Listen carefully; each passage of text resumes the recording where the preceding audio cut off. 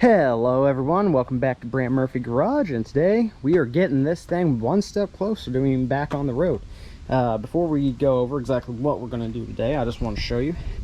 I picked me up a set of 16x8 aluminum Pontiac rims for 150 bucks. So I got all four of these with tires for 150 bucks off Facebook Marketplace.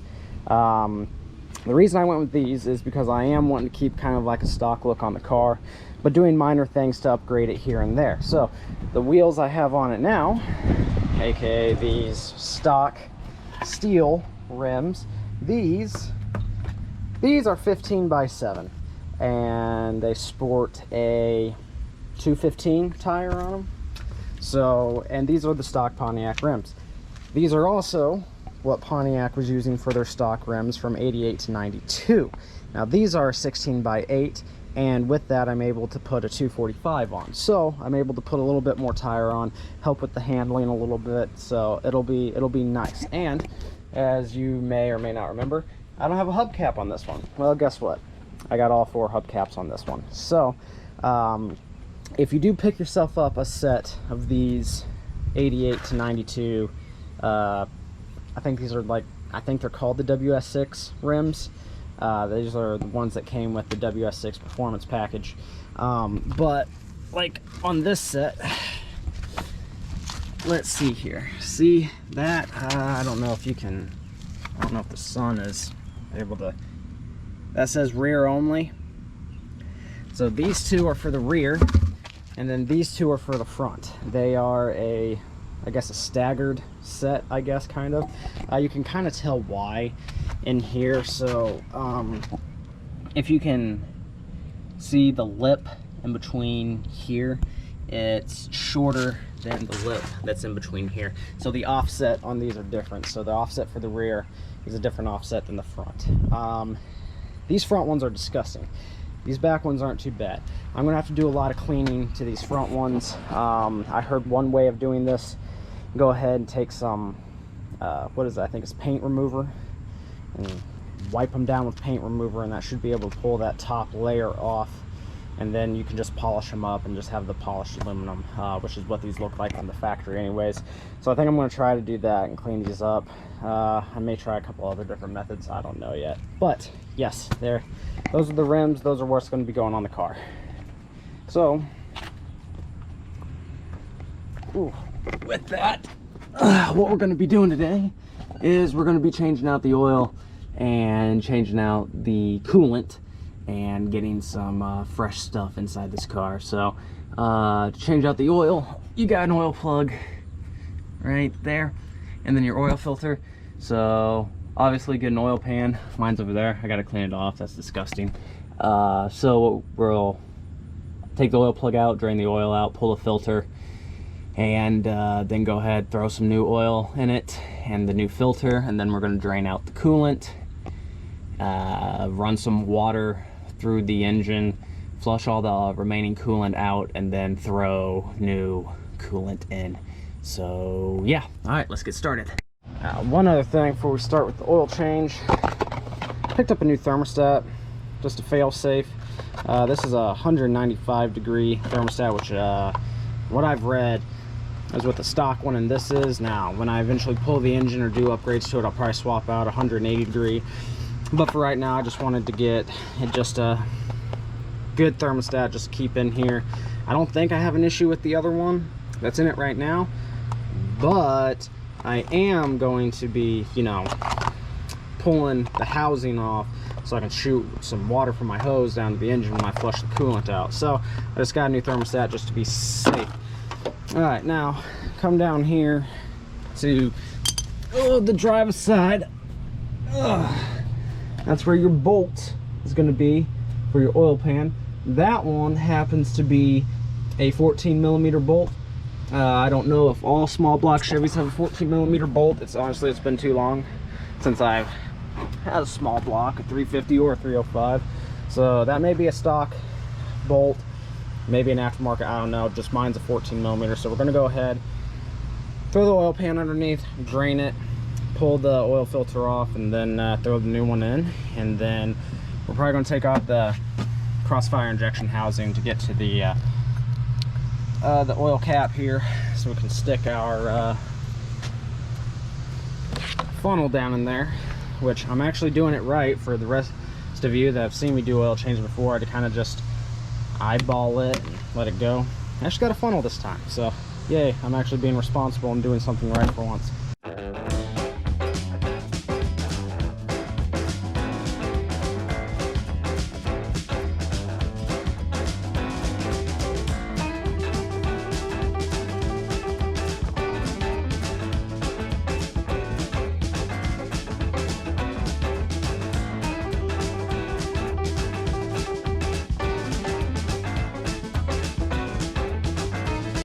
Alright, we finally got the oil filter out. Had to run to AutoZone and get myself a pair of oil pliers to get it. That thing was on there. So what we're gonna do now, mind the oil spillage. I pulled this out, started talking to my neighbor, and oh, now it's leaked out everywhere on my concrete. That's great.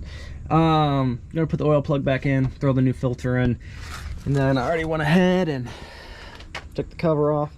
So what we're gonna do is we just open it up like that.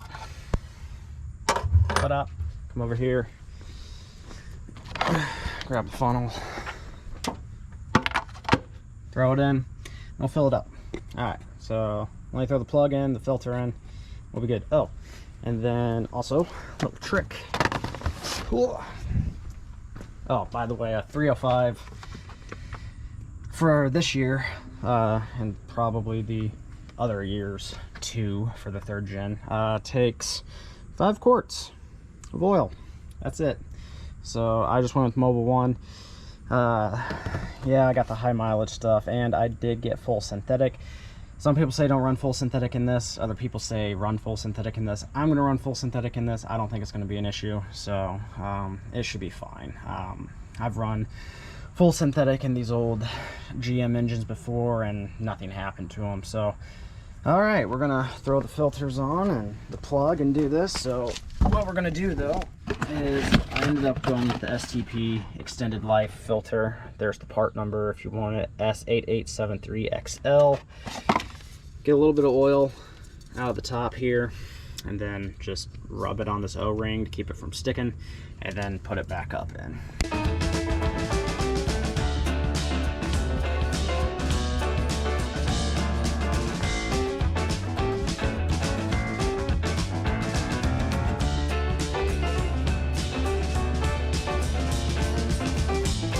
What I did is I already ran some seafoam through the engine. So for the seafoam additive that you add into the oil, what you're going to want to do is, for how many quarts of oil you have in your engine, so for this one 5, you're going to take 5 fluid ounces of seafoam treatment and you're going to add it into your oil, and then I just dump the rest into the gas tank. There's a specific measurement for the gas tank as well. I can't remember exactly what it is, but I just filled this car up not too long ago, so I just dumped the rest of the can in there. It's not having any issues running, it's fine.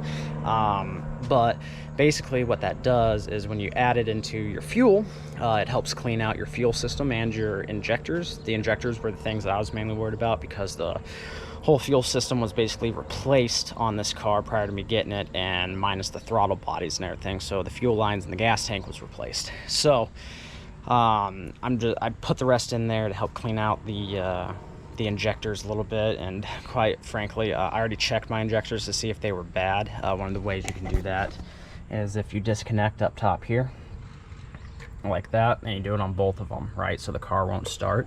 Then you go in, it's easier to have someone else do it, but you have someone sit in the driver's seat and try to crank the car over, and if you have any leakage whatsoever coming out of your cones here, it'll indicate that your injector is going bad. How you will know it's gone completely bad is if your injectors are plugged in and they're leaking when you try to crank it up and your engine's not firing. Then you definitely need to replace your injector because it's 100% shot. But I checked these, my injectors seem fine for right now. When I go ahead and rebuild the throttle bodies, I may or may not replace the injectors at that time. As long as they're still running good, I'm not going to replace them. But yeah, there's that.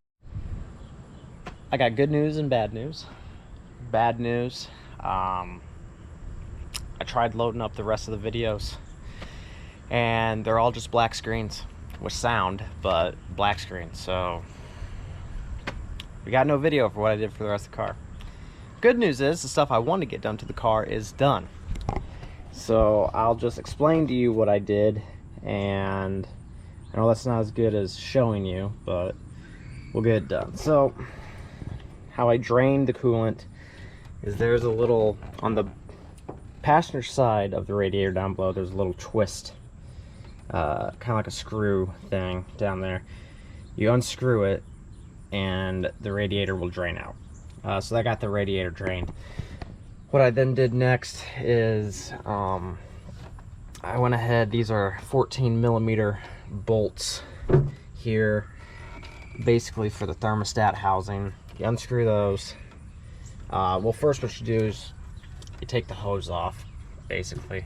Be careful when you do that, because if you fling it, all the excess coolant in there will just spray around everywhere. So just be careful when you take the hose off and gently pull it back, and don't fling coolant everywhere. So then take your 14mm bolts off, pull the housing off. That'll give you your thermostat. Pop the thermostat out. That'll basically break the seal up in there, and then when that happens, the coolant that's in the engine will then drain down into the bottom hose down here into the radiator, and then will drain out.